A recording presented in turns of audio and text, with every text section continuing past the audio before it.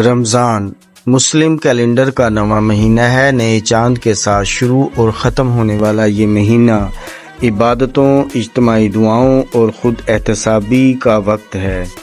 اسلام کے 5 بنیادی اصولوں میں سے ایک صوم کا مطلب ہے کھانے پینے، جنسی سرگرمی، بے رحم خیالات اور غیر اخلاقی رویوں سے پرہیز کرنا۔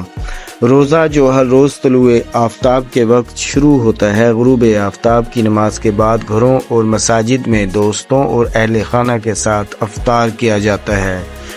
ریستورانوں میں باورچی اور گھریلو خواتین رمضان کے دوران مختلف قسم کے پکوان تیار کرتے ہیں، لیکن پاکستان میں ایک ڈش اس فہرست میں سب سے اوپر ہے اور اس کا نام ہے بریانی۔ خوشبودار پکوان جس میں چاول کو گوشت، چکن، گائے کا گوشت، بکری، بھیڑ، جھینگے یا مچھلی اور خوشبودار مصالحوں کے ساتھ ملایا جاتا ہے۔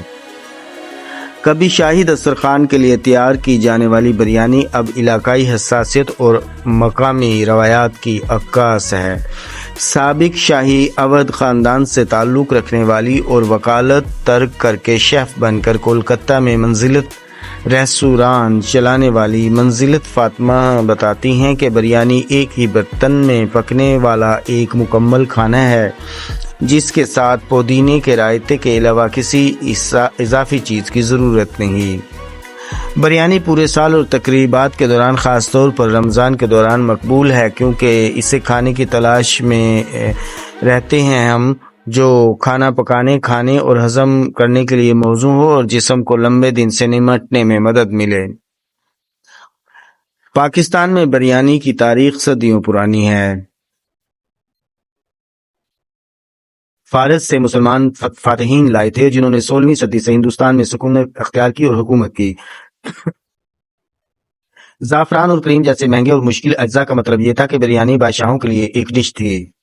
پکوان کی ابتدا ملکہ ممتاز محل نے کی۔ انہوں نے فوجی بیرکوں کے دورے کے دوران فوجیوں کو غذائیت کی کمی کا شکار پایا تو انہوں نے شیف سے متوازن غذائیت فراہم کرنے کے لیے ایک ڈش تیار کرنے کو کہا اور بریانی پیدا ہوگی۔ تاہم ایسا لگتا ہے کہ یہ کہانی ہی ہے، کیونکہ بریانی کی ابتدا ایران میں ہوئی تھی۔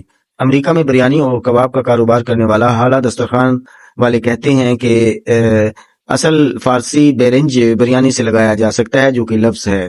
برصغیر پاک و ہند نے اس مالدار پکوان کو اپنا بنایا اور علاقائی طور پر 500 قسم کے بریانیوں کی اقسام تیار کی۔ مغلوں نے کھانا پکانے کی تکنیک اور اجزاء متعارف کروائے جو اب بریانی کا لازمی حصہ، جیسے زعفران جو بریانی کو اس کا الگ پیلا رنگ اور خوشبو دیتا ہے، دہی جو گوشت کو نرم کرتی ہے اور ذائقہ دینے میں مدد کرتی ہے۔ انہوں نے دم پر کھانا پکانے کی تکنیک بھی متعارف کروائی جس میں چاول اور گوشت کو کم آنچ پر ایک بند برتن میں پکانا شامل ہے۔ 18ویں صدی عیسوی تک اودھ اور حیدرآباد کی ریاستوں کے شاہی باورچی خانوں میں بریانی تیار کرنے کے طریقے کامل ہو چکے تھے اور باقی ہندوستان میں مقامی پسند اور دستیابی کے لحاظ سے مختلف اجزاء شامل کیے گئے تھے۔ اودھی بریانی ہندوستان بھر میں بریانی کی سب سے زیادہ مقبول قسم ہے۔ 1784 کے خوفناک قحط کے دوران اودھ کے نواب آصف الدولہ نے 80 امام باڑہ کی تعمیر کا اعلان کیا، جس میں 20,000 مزدوروں کو لمبے کام کرنے کے اوقات رکھنے کے لیے چاولوں سے بنا بھاری کھانا دیا گیا۔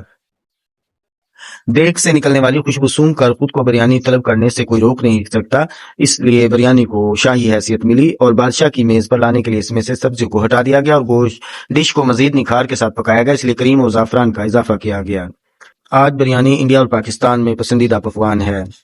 On line food delivery plate form بھی ہیں جو بریانی دیتے ہیں۔ بریانی کی مقبولیت کی ایک وجہ خاص طور پر رمضان کے دوران یہ ایک ایسا وقت ہے جب کوئی کچھ ایسا پکانا اور پیش کرنا چاہتا ہے جو پسندیدہ، اطمینان بخش اور ہر طرح کا ذائقہ پسند کرنے والوں کو خوش کرے۔